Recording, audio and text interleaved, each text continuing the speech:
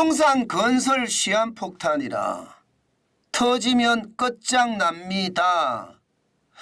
이 말 여러분 사실입니다. 터졌다 하면 진짜 끝장이 납니다. 한국은행에 이어서 말입니다. 신용평가 기관들이 부동산과 건설업의 대출을 분석해서 보고서를 냈습니다. 그 보고서를 보시면 진짜 끝장날 수도 있다는 그런 생각을 충분히 하게 됩니다. 왜냐고요? 1년 사이에 부동산 건설업 대출 증가율이 28.8%예요. 1년 사이에. 엄청나죠? 예. 28.8%라는 숫자는요. 굉장한 숫자입니다. 경기가 잘 돌아가는데 대출 증가율이 28.8%다. 이러면 여러분 오히려 말입니다. 경기가 확장된다는 그런 생각을 충분히 할 수 있습니다.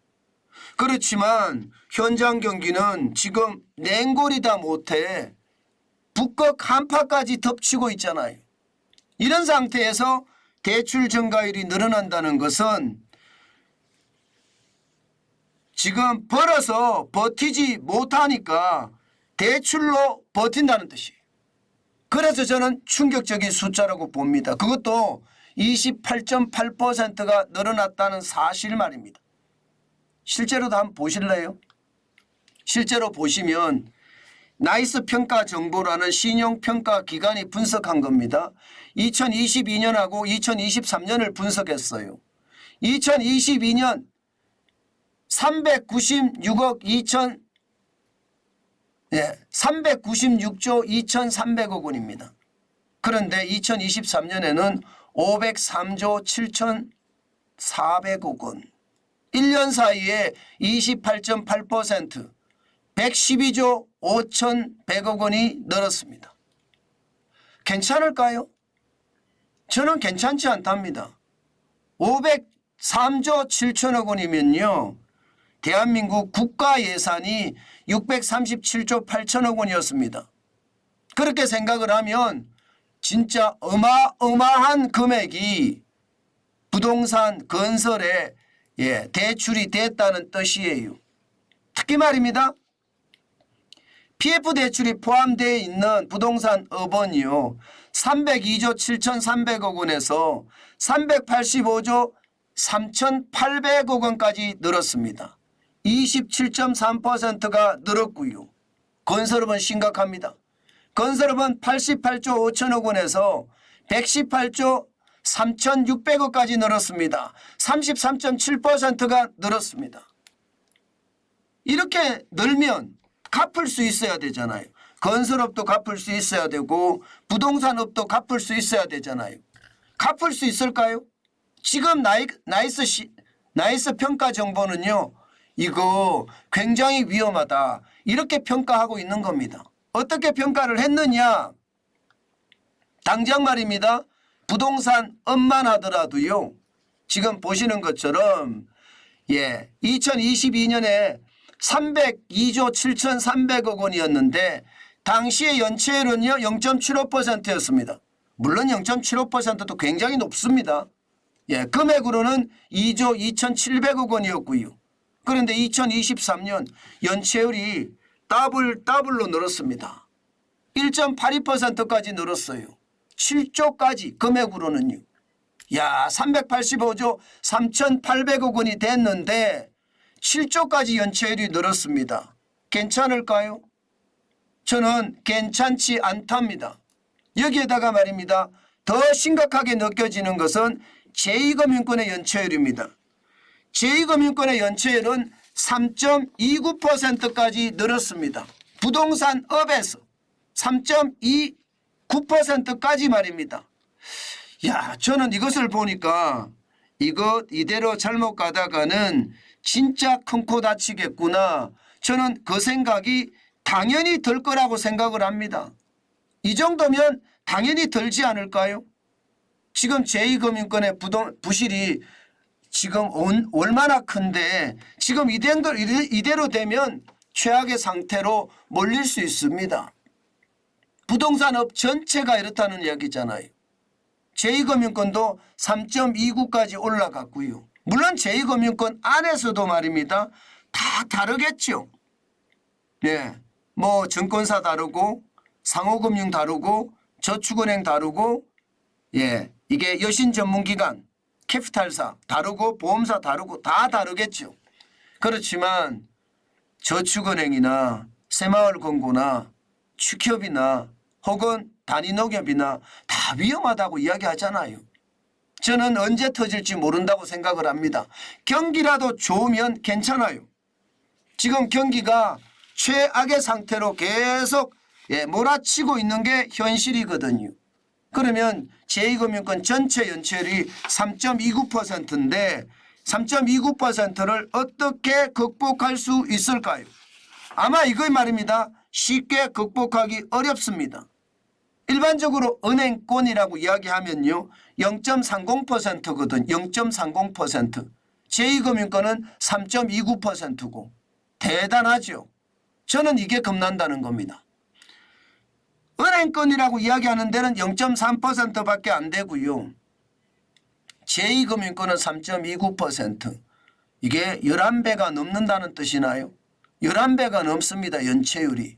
그러면 금융권, 부동산업 대출 전체가 가장 충격을 주는 것은 제2금융권을 줄 수 있다는 이야기가 사실 지표로 나온 것이나 다름없습니다. 그 정도로 상황이 나빠진다는 이야기고요. 건설업도 마찬가지입니다. 건설업도 결코 뒤지지 않습니다. 지금 건설업은요 2022년에 88조 5천억 원이었거든요. 이 당시에 0.86%의 연체율이었습니다. 7,600억 정도가 연체가 됐던 거죠. 그런데 2023년에는요 1.60%로 2배로 뛰었습니다. 연체 금액도요 1조 9천억 원으로 굉장히 많이 늘었습니다. 118조 3,600억 중에 1조 9천억까지 연체가 된다고 하니 적은 금액은 아니죠. 이게 폭발을 하면 어떻게 폭발할지 솔직히 아무도 모릅니다.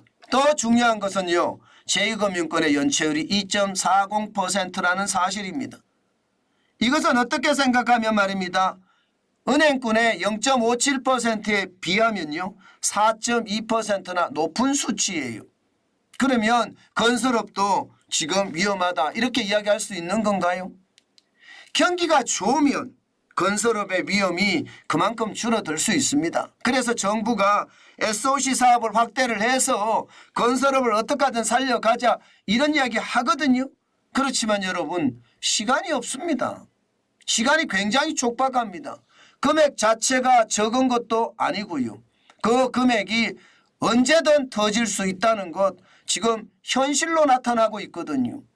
부동산업도 3.29나 되니까 장난 아니고요. 금액 보세요. 전체가 503조 7,400억 원이나 됩니다. 이게 터지면 인정사정 없죠. 예. 부동산업에서도 PF 대출이 터질 수 있는 거고요. 건설업은 이미 말해 못하겠습니까? 지방건설사 뭐 줄줄이 무너지고 있고요. 전문건설사 무더기로 무너지고 있습니다. 심지어 종합순위 16인 태형까지도 무너졌잖아요. 앞으로 건설업계는 이대로라면 더 많이 무너진다는 이야기를 하거든요. 그러니까 지금 충격이라고 이야기하죠. 제가 터지면 정말 끝장난다. 제가 왜 이 표현을 썼느냐 하면요. 대통령실에서도요. 부채에 대한 특히 건설 부동산 부채에 대한 문제는 IMF 외환위기에 몇십 배 된다고 했습니다.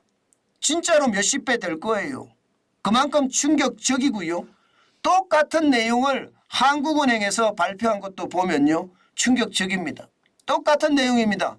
건설 부동산업 기업대출 현황 해서 말입니다. 이게 한국은행에서 조사한 내용을 보면 한국은행은 더 많죠. 608조 5천억 원입니다. 608조 5천억 원. 굉장합니다. 건설업은 적습니다.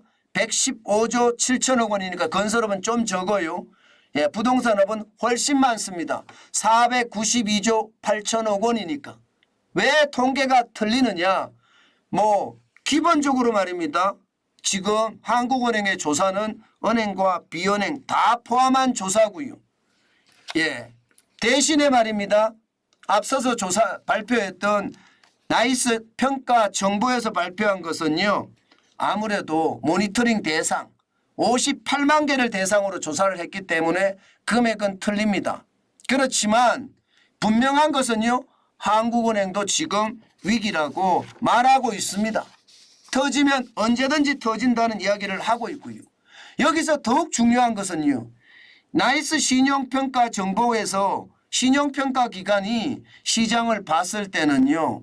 이게 회사의 신뢰도하고도 연관이 되기 때문에 잘못된 보고서나 엉뚱한 보고서는 절대 내지 않습니다. 그런 것을 감안했을 때 지금 건설 부동산 업계가 얼마나 지금 상황이 심각한지 여러분들은 느껴지실 겁니다. 지금 이대로라면 한국은행이 말하는 것처럼 말입니다.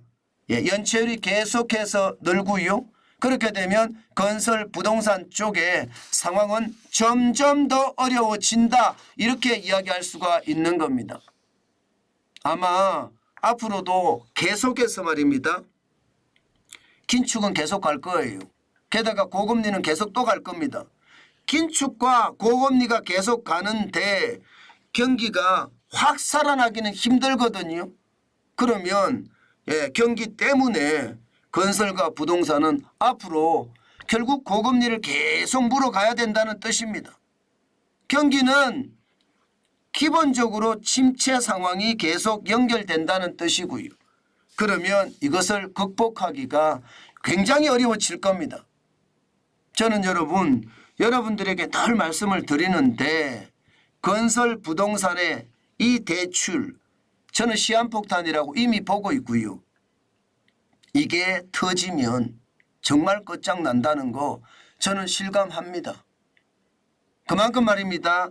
태영건설이 워크아웃에 들어가고 거기에 있는 자회사들, 협력업체들 지금 어떻게 되고 있는지 보면 건설 부동산이라는 큰 덩어리, 가장 큰 덩어리가 터지면 어떻게 되는지 여러분은 짐작이 되실 겁니다. 저는 정부가 이런 지표들을 정확히 국민들에게 알려야 된다고 생각을 합니다. 그렇기 때문에 경제에 대한 어떤 위험을 회피할 수 있는 그런 요소가 될 수도 있다고 생각을 하거든요. 그런데 이런 지표들이 잘 안 알려져요. 그래서 제가 이런 지표들을 굳이 찾아내서 여러분들에게 말씀을 드리는 겁니다. 정말로 터지면 끝장난다 하는 게 틀리지 않습니다. 저는 그래서 여러분들에게 계속 지속적으로 말씀을 드립니다. 제발 시장 조심해서 보시라고 말입니다. 시장이라는 게 늘 변화무쌍은 하지만요.